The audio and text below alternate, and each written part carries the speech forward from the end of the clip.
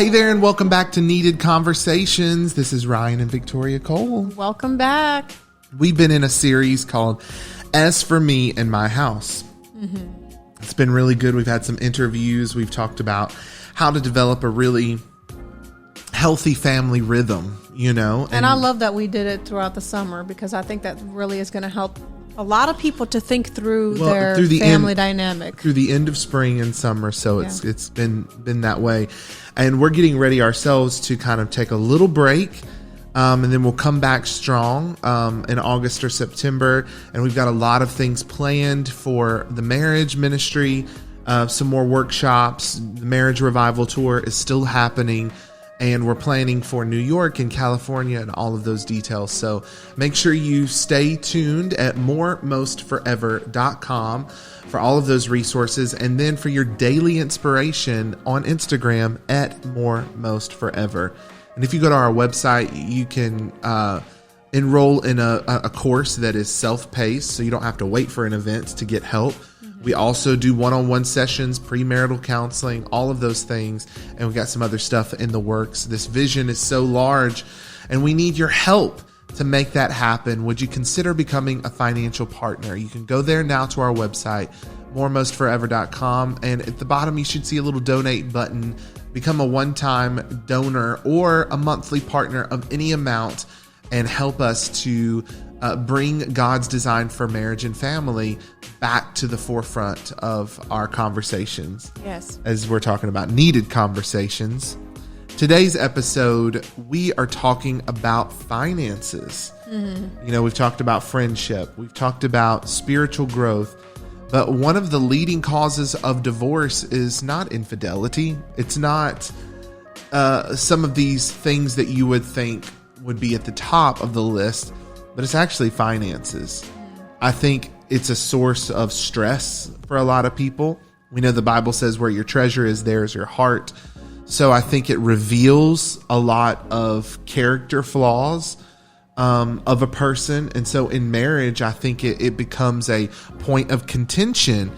And I think it's a timely conversation that we're having right now. Obviously, the United States and the world, really, we're experiencing a post-COVID inflation. There's a lot of political reasons for that. We can sit here and cast blame. Leadership, you know, everything rises and falls upon leadership. So I think that they bear the blunt of responsibility. But of course, we know that there's been a lot that the world has endured over the last couple of years. War, a pandemic, and those supply sort of things. Chains, yes. Yeah. And the economy as a whole is an organism, right? It's an ebb and flow. And that's why they call it currency. It's like, you know, it's either moving, constricting, or restricting, and it's this ebb and flow. It's contracting back and forth. And so there are going to be seasons where the economy sort of resets itself. And of course, if we don't make the right political decisions and diplomatic international decisions, then we can find ourselves prolonging seasons of contraction when it comes to finances. Even the Bible talked about that. You see the year of Jubilee. You see certain times of reset when debts were destroyed and you paid back this, or, you know, the economy itself sort of reset. There was like biblical strategies for managing the finances of a nation. But it's happening as well. We're talking from the perspective of the United States of America, but it's happening all over the world. There's a wealth transfer that's happening. There's a shift in the economy that's taking place. There's talk of another recession. And none of those things you should fear if you're a child of God. Yes. Because as we've mentioned in previous episodes, your marriage has to be built upon a mission. And your mission isn't controlled by the resources that you can see with your physical eyes, right? Your vision should never be relegated to the amount of money in your bank account. And so you have to build a financial strategy and then build that upon faith and be practical about your budget, but also think ahead about the kind of life that you want to live and the resources that's going to be required for you to fulfill your vision and create a future budget as well. You know, those are some of the things that we do right off the bat. I know I've talked a lot. What are your thoughts about money and what we're experiencing right now with inflation and all that? I mean, I think it's very challenging for people, especially if they have not been good stewards of money. And I'm not, throwing shade on anybody, because there's a lot of different things that can come into play. You may be unemployed, or you may be a single mom, or, you may not have been getting raises for the past 6 years, and the pricing of everything goes up, but now you had to have cutbacks. But what I'm saying is, when you are a child of God, like Ryan said, you really are walking by faith and not by sight. But I also think of a scripture that says, faith without works is dead. And I think it's our responsibility to take what God has given us, whether he's given us 1 talent, 2 talents, 5 or 10. We are called to steward it in such a way where we're able to multiply what God has given us. You can see that all in God's creation, that God has given us the seed, and in that seed form there's thousands of apples, and in those apples there's more seeds. It's a multiplying power. And it's not about, consuming the seed so that now you're not able to plant that what God has given you. But it's being strategic and allowing God to give you wisdom in where to put this kind of thing into action so that you can create wealth not only for you, but for your family, and also bless others around you. I think, it's good to care for your family, but I think God's plan for us is for us to have, to transfer wealth beyond even our children. I think that's the plan of God, because He multiplies everything that He creates, and so I think that we have to be good stewards of the finances. And I think if you are, as an individual, before, if you were not a good steward of money, I think it's even more challenging when you get married, and now you're having conflict of interest because you're both pulling in different directions because you both have different priorities. Right. And those are competing when you're not having a marriage that's built on a common mission. And this is why we fall back again. The same thing that we've talked about in a previous episode, how mission, again, it's almost like floating on the boat, and you step out on the water, but you always have that anchor to go back to. Like if you ever have challenging moments and you're struggling and you feel like you're drowning, you can always go back to your boat, and that boat is your mission. Like, what are we doing? It helps you say no to things that may be good, but they are unprofitable for you. That's what Paul said. And this is a scripture we often use when it comes to sort of those gray areas that aren't as black and white, when it comes to sin issues or whatever. He says all things are permissible, but not all things are beneficial. Beneficial, yeah. But another translation is profitable. Mm-hmm. And you have to think from that wealth perspective, that wealth isn't about the numbers of dollars and cents that are in your bank account, right?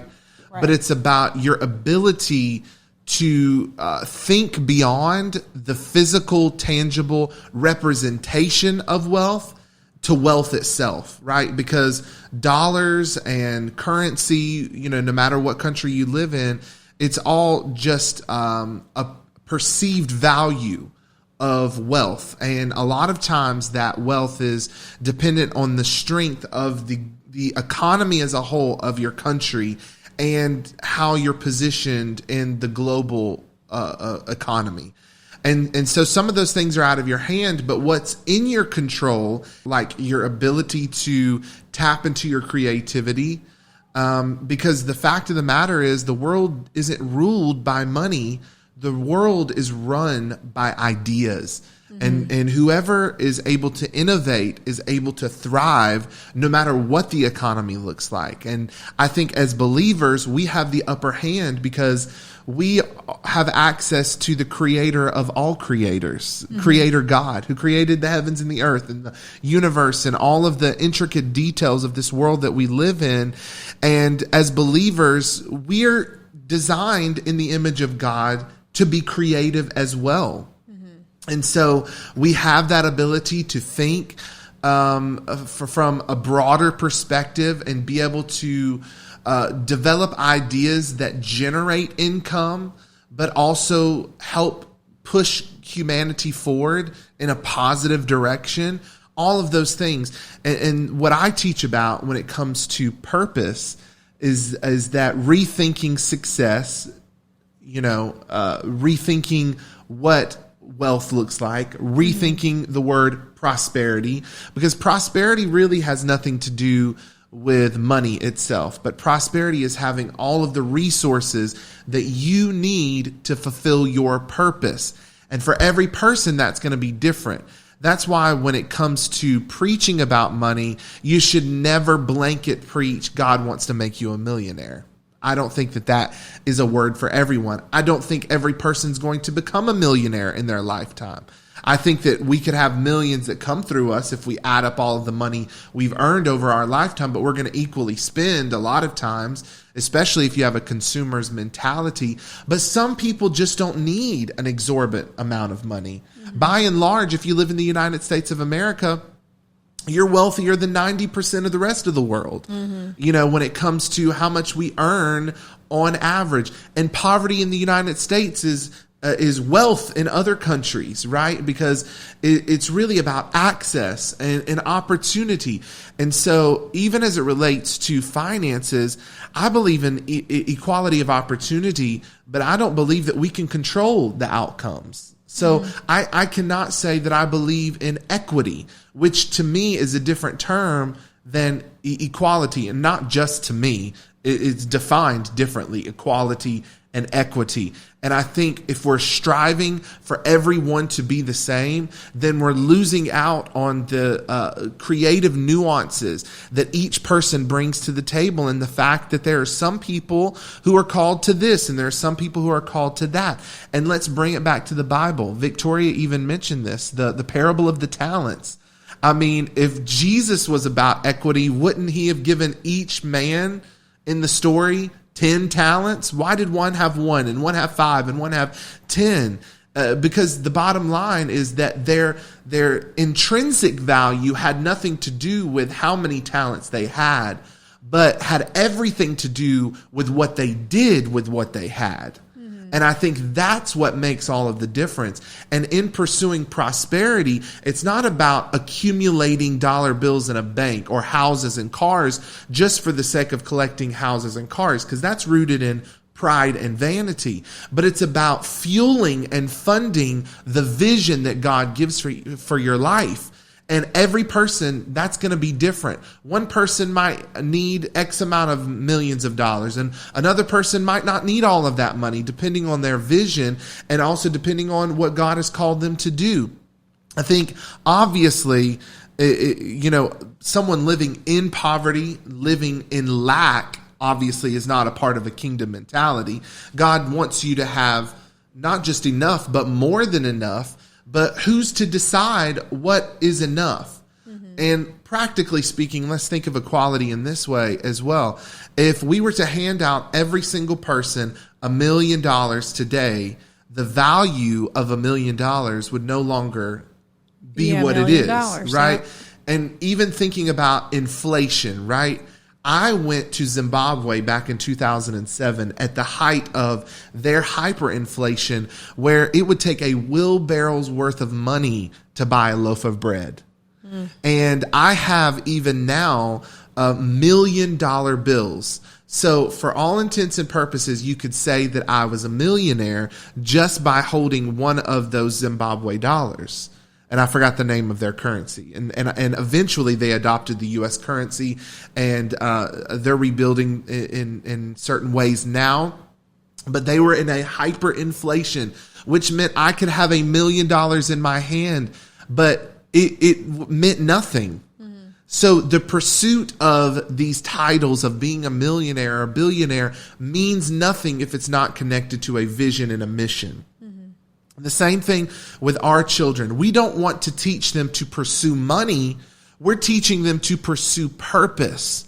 And that activity of solving problems and serving people is going to attract resources, and it's going to attract wealth. And that wealth comes in the form of creative ideas, problem-solving abilities, which in turn attract wealth. When you solve problems, people are going to pay you for it. The bigger problems that you solve, the more you're going to be paid for it. I've used this analogy before. You go and get a haircut. Now it could be $50 for a haircut.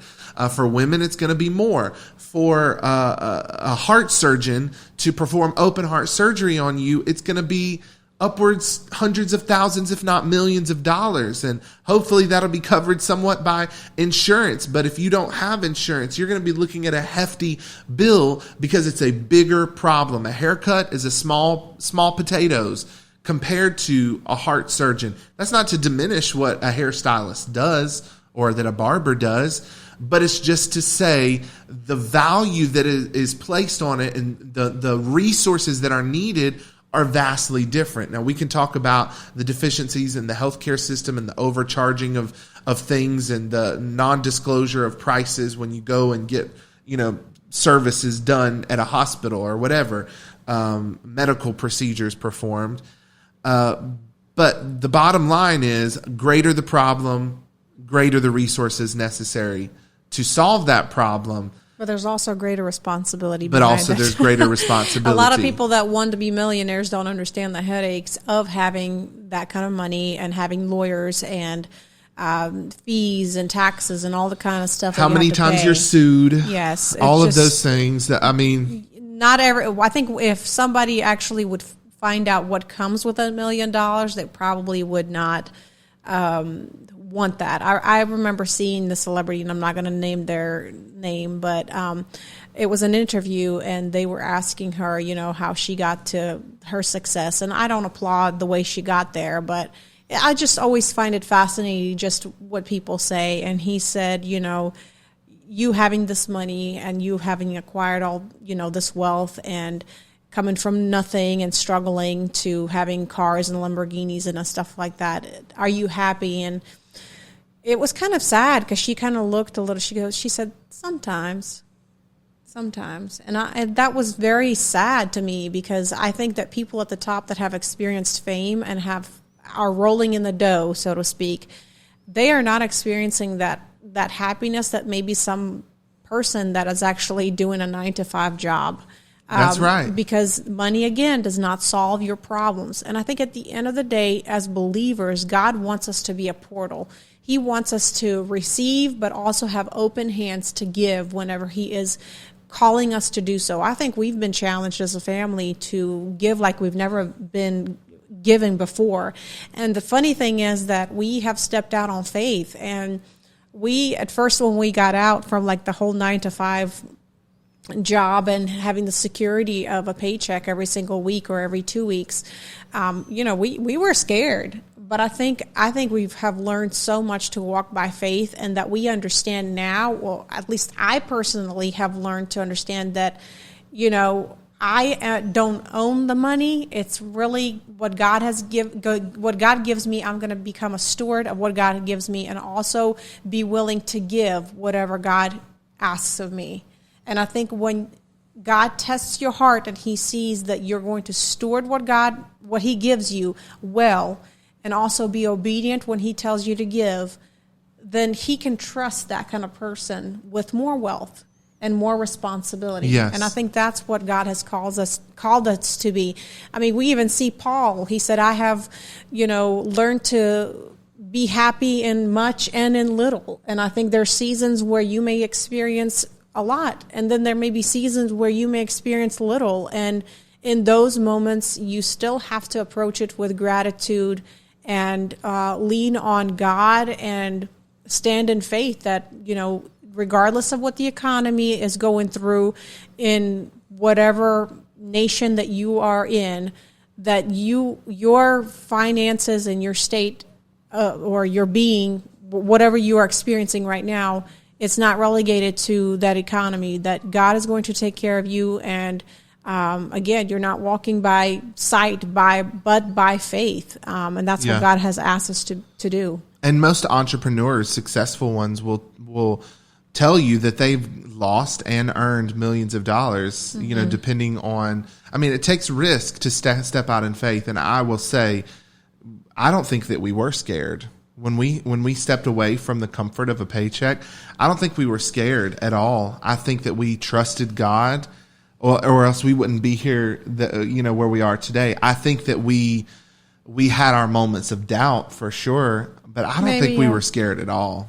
Yeah, maybe I'm talking from my personal experience, because I am a person of a routine, and I think God has really been taking me out of the what I know in my comfort zone, and I have really learned to be more flexible, especially when it came to parenting. I think with our firstborn, I was very much tight brain, wanting to make sure that everything goes by plan. And I've learned pretty quickly that it doesn't go by plan. And but when I've had to become pretty spontaneous. When you're talking about building wealth, though, you have to almost let go. Yeah. And the Bible says that he's the Lord of the harvest, but he's given us dominion over the seed, right? And he gives seed to the sower. That means that if you are anointed to give and you continue to sow, you'll never run out of that which to give. And then the moment you start trying to be the Lord of the harvest, you take that role from God and you put all of your trust in what you can produce in your own strength and your own ability.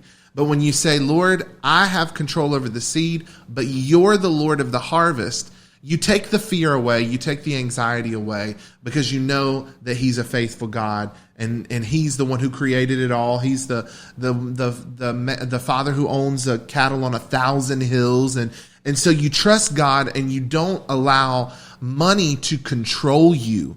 And you say, when I need it, the resources will be there. Jesus had to pay taxes like us. But guess what? He reached into the mouth of a fish and he pulled out a coin.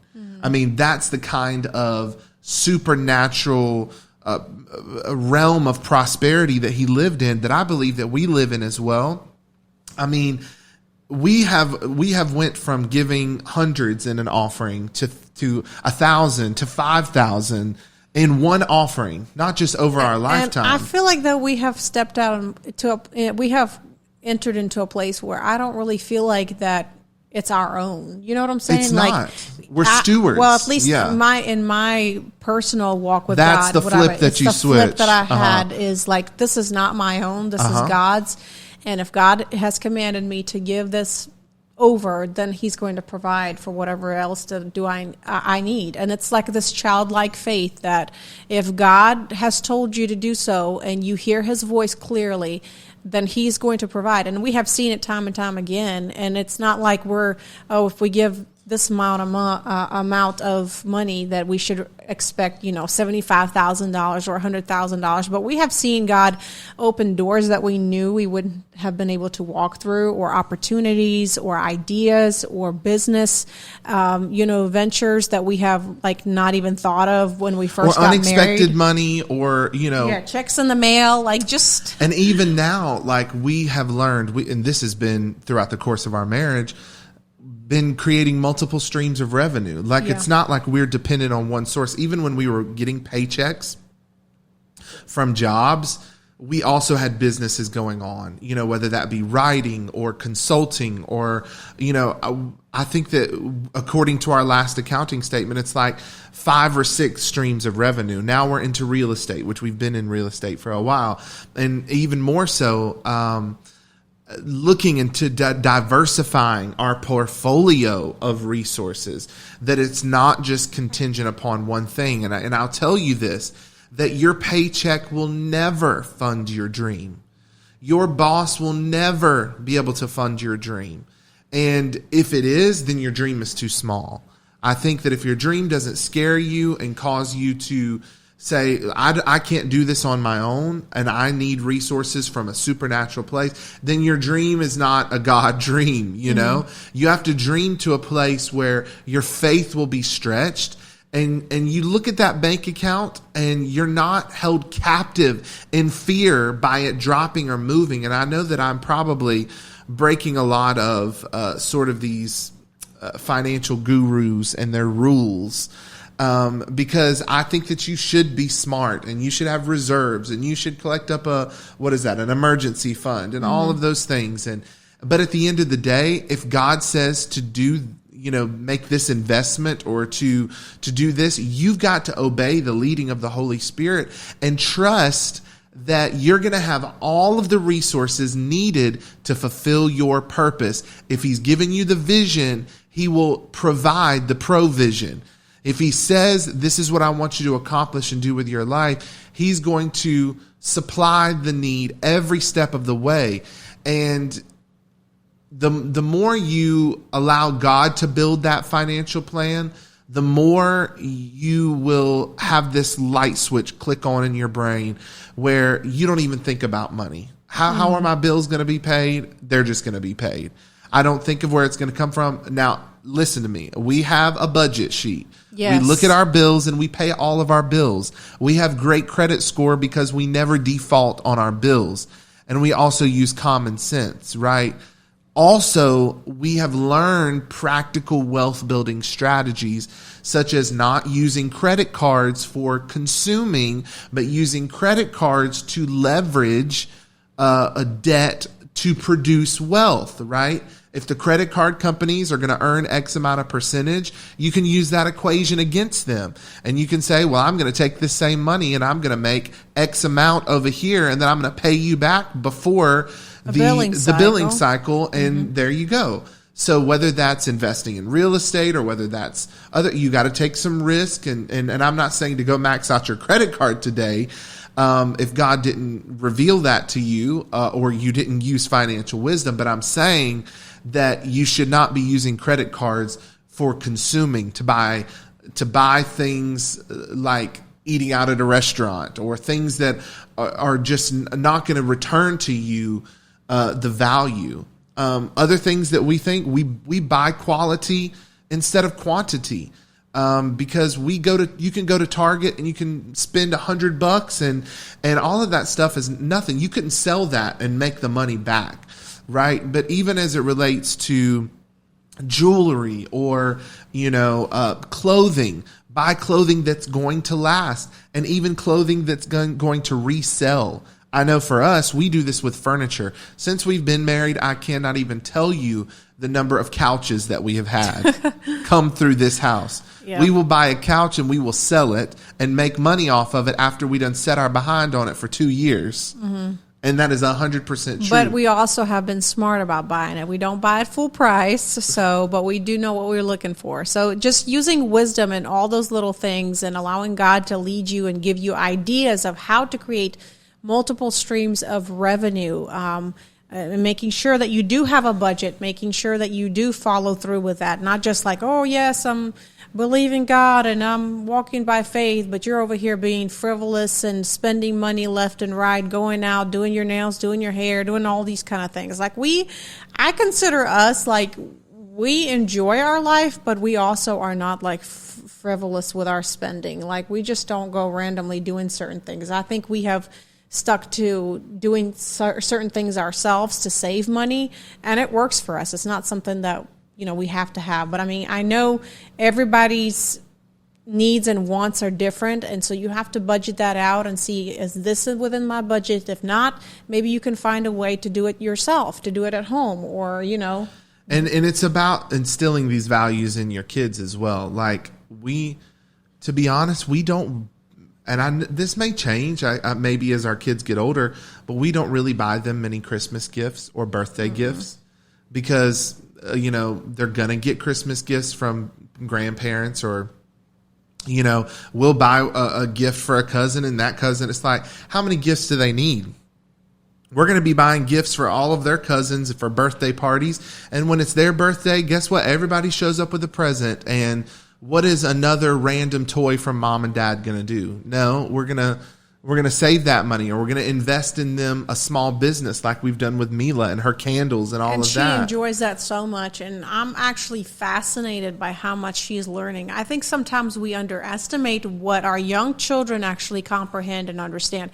They're actually very smart. Kids are super smart. And I'm not saying Mila's the only one that's that way. I think a lot of kids are very smart. We're just not giving them enough credit that they actually understand what you're telling them, and them having the ability to grasp certain concepts. So I think if we teach our kids early on budget, saving, giving, receiving, selling, buying, investing, I think that they're going to be set up for success even before they graduate high school, which majority of the school doesn't even teach anything about business. Unfortunately. Business savvy or any of that stuff. Like I remember this thing where I, at 16, did not know what a savings and checking account is. I was 16, started working full-time job, pull up to the bank, and she goes, do you want to put this in the savings or checkings? And I was like, what is that? It was so embarrassing. Like, nobody ever told me any of that. And I'm not saying that we need to give our kids all this terminology, but that just shows you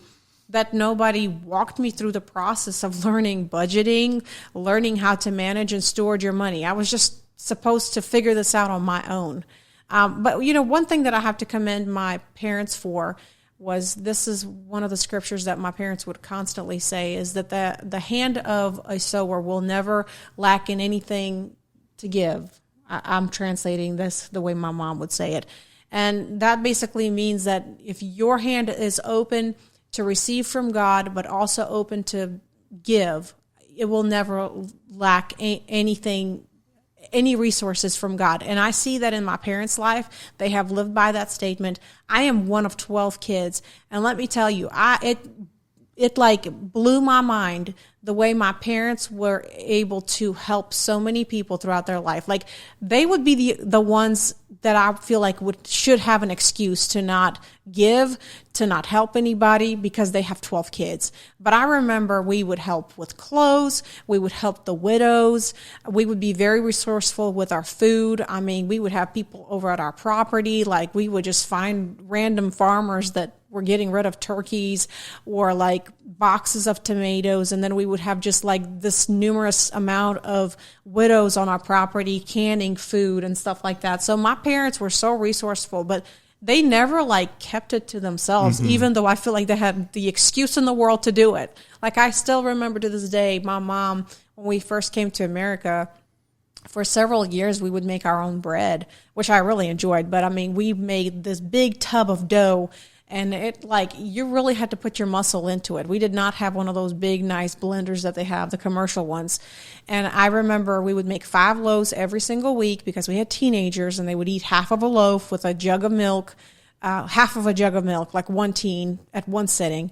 And I remember my mom, like, after we would make it, she's like, go take this to your neighbors. And I was like, are you kidding me? Like, I've done slaved away. Like, that means like next week comes around, I'm going to have to do it a day early because we're going to run out sooner. But my parents understood that concept. And I feel like that they've constantly had just random people show up and give them box of potatoes. Or we had hand-me-downs of clothes, or people donating things. And I don't ever remember like being poor or in a place of extreme need. My parents were either very resourceful, or God just made a way and somebody just showed up and gave us what we needed. Because and it's about working hard and, like you said, stewarding well what you have. And, that whole loaves and fishes mentality, like, whatever the need is, God's going to spread it. And I think with our children too, whenever we get an influx of toys from a birthday, we'll also try to purge and get rid of some toys. Or we will keep them for other holidays. Right. Or we'll save the toy. Like, they'll open the present. We'll save them. Especially at this age, I think we're lucky because they're not going to remember. They're going to open it up and it's going to be fresh, because on their birthday, they're getting so many toys. Oh, thank you. Move it to the side. Oh, thank you. Move it to the side. And then they've forgotten what they got. So we just like creepily, stow it away and save it. But all of those things are just practical ways. But some of the other things that we just wanted to leave you on, just some steps. Number 1, create a vision. One of the best things that we did was write a vision for our life, and we're still pushing towards that. Start with 20 years out and say, where do I want to be in 20 years with my spouse, and why? What has God put me here on the earth to do? And then kind of reverse engineer that and look at 10 years and 5 years. And then for us, we develop a strategy for our new year in October, which is our anniversary, and we encourage you to do the same. Number 2, create a budget for your present financial situation. And that means getting out an Excel spreadsheet, even if it's paper and pencil, doing whatever you have to do to understand this is what's going out, this is what's coming in. And I think even as it relates to your kids, not hiding those things from your kids so that they understand this is the resources that we have as a family and this is our expenditures. And then that will also create a sense of understanding of when you can say yes and no to certain things, and understanding what's a necessity and what's a desire and a want. And we can all work towards that. I think one of the biggest gifts my parents gave me was the fact that I had everything that I needed, but I didn't always have everything that I wanted. I had some of the things I wanted, but especially when I got older, if I wanted something, I knew that I was going to work for it. I mean, at 13 years old, I was working at a blueberry farm or another farm, picking different kind of vegetables. And during the summer, and I was learning, labor and earning money and doing what I could. I would intern at different companies, and I would get money and so on. But I knew the value of $1 and what it meant to have a vehicle and have to put gas in it.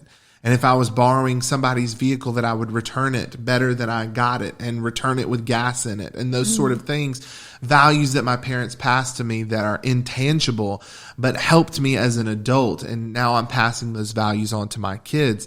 But not only create a budget for where you're at, but as I mentioned at the beginning of this episode, think about where you want to be and think about what it's going to cost you to get there. What are the educational costs? What are the time costs? What is the sweat equity that you can put into the situation? Because at the end of the day, even if you have $0 to invest, you can come up with resources by the sheer strength and the sweat of your brow and saying, I can sweat equity X amount of dollars, then reinvest that. One of the greatest and most interesting shows that we watched, I forgot what it's called now, but it was essentially where they took a billionaire and dropped him into a random city, and I think they gave him a truck and $100, and in 90 days he had to create $1 million business. And all he had was $100. And so he was no place to live, no food. So that first night, I mean, he spent in the truck. He spent in the truck. Eating canned Spam or something like that. Then he started, flipping. He started collecting metal scraps. And then he flipped that into buying a first car, flipped that car. Did a higher value car, then he started doing property. He flipped the property. Then he started a business. And then in 90 days, he produced $1 million spreadsheet, of this business now that I've started from the ground up, which for him, it was like a restaurant or something like that in the city. It was worth over $1 million. And what you can do in the same time that you've been given is the same time that Oprah's been given, is the same time that, Warren Buffett's been given, or Elon Musk. And it's like, what are you spending your time doing? And what can you do with the resources that you have? For us, we've made money flipping furniture. We've made money, writing books, or, real estate, or you name it. Like, we use our gifts. She's an esthetician. I've counseled people and coached people.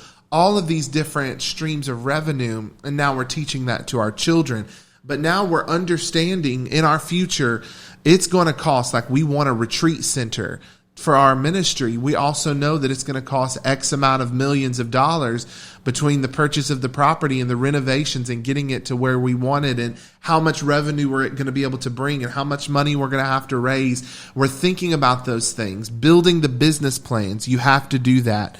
Number 3, understand the difference between a consumer spending debt and leveraging debt to produce wealth. That's what I taught you guys earlier, knowing that there's a difference, and that, every dollar that you bring in should not be consumed.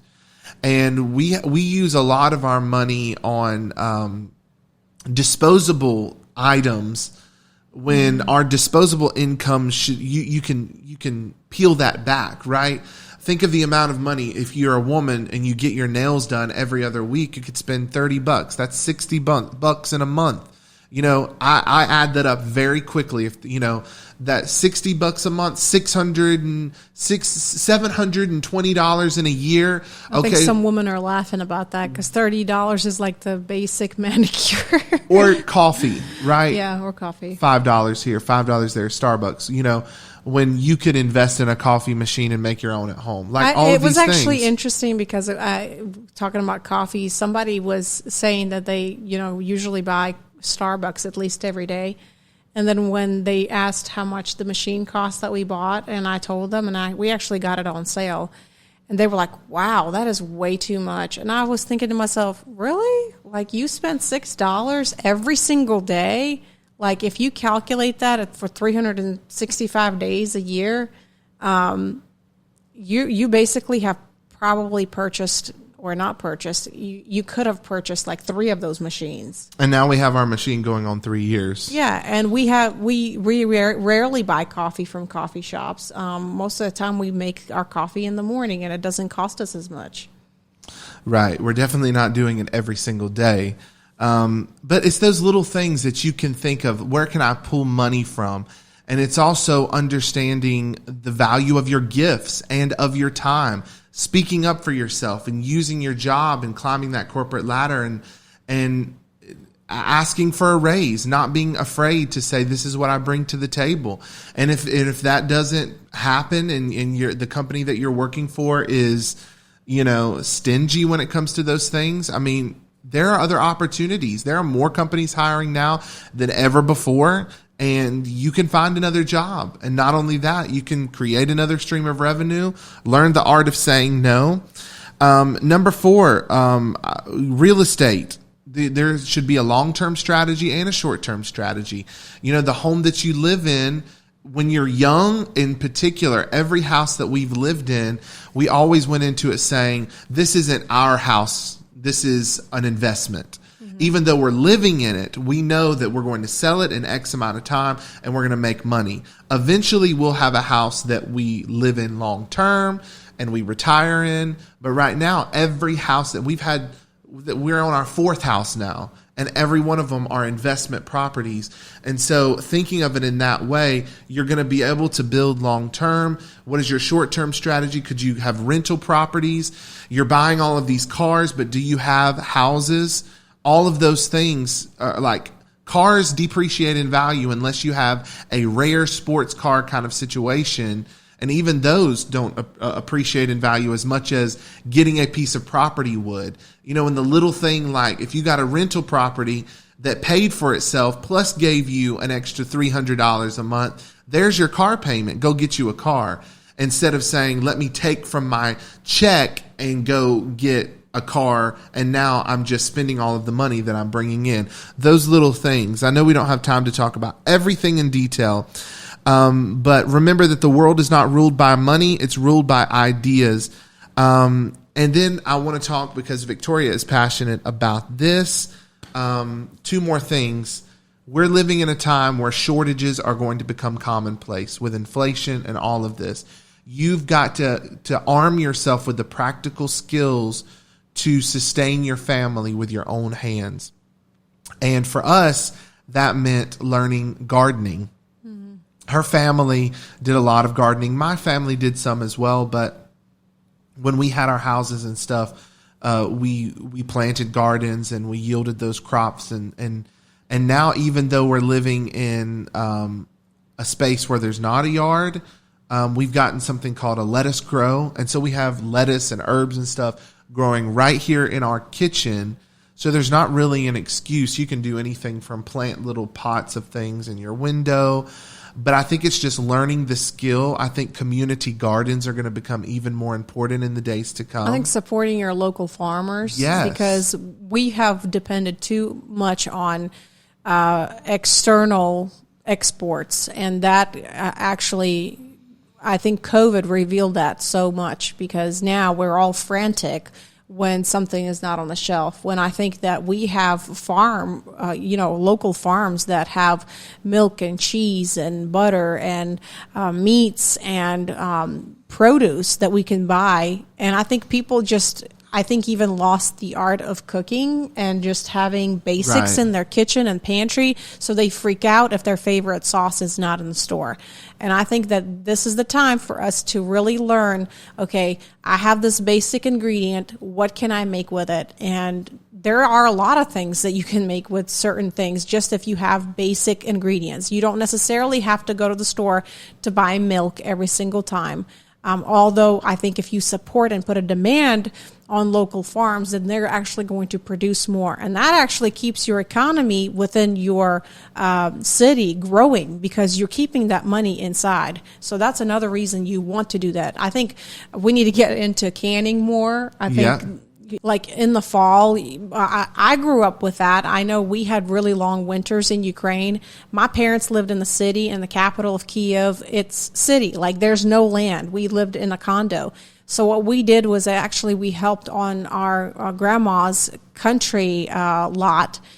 She grew potatoes and different kind of things, and she had goats and milk and all that. And we helped pick potato bugs and, help till the garden and all that stuff. So we would take a lot of this stuff back home, and my dad with the guys built a cellar underneath the garage, and my mom did a lot of canning. So anytime whatever item was in season, we bought a lot of it, and then we canned it, so we had a lot for the winter. We depend so much on the system. Yeah. Like, and even during the pandemic with, it's like, or when a snowstorm comes, it's like bread and milk is gone, but you go down the aisle and you still have full shelves worth of flour. It's like nobody knows how to make bread anymore. Yeah. From scratch, And there's just so many different ways to make like a simple thing, like even pancakes. There's numerous of things, ways to make it. Like you can make it with a banana, or you can make it with oat milk, just having oat milk in your pantry. So just going back to those basics, learning those practical skills, because that really you never help. know when you're going to need that in the future, especially. And finally, as you're building your plan, budget in money for recreation and vacation time, and enjoy life and experience life, but budget it in. Have it as a line item in your budget, and make sure you're investing in yourself and your family. And again, let's stray away from the consumerism activities and experience more adventure. Mm-hmm. Get outdoors. There's a lot of free things that you can participate in. Parks, picking strawberries, picking blueberries, whatever else you can, hiking, like go local and see festivals, waterfalls. Yeah, there's a lot of great things that are available. Yeah. Well, I know we've thrown out a lot of nuggets today when it comes to this. As for me and my house, we're going to continue this conversation, but we're going to pick that up in about a month or so. We're going to take some time. We have some projects that we're finishing with our family, some financial projects, some business endeavors, and we're going to take some time and rest at the end of summer, go on a trip with our family. And so stay connected with us on social media to get your constant stream of encouragement, whether that be on Instagram at More Most Forever. You can follow me, Ryan Cole Empowerment, or at Victoria Cole. Get all kinds of inspiration. Or just go to moremostforever.com. Yeah, and you can always message us. We have a phone number, 864-428-7131. Any questions, any topics you guys want to cover, or you have anything that you want to discuss in regards to your marriage or your relationship, it goes directly to us, and we are the ones reading it. We're the ones who are responding. So we're just taking a break for our podcast, but all of our other stuff is still going, all the motivation on our Instagram, our reels, a lot of resources that we have on our website. You can still find those at moremostforever.com, and be sure to stay tuned and connected. All right. God bless. We'll see you soon.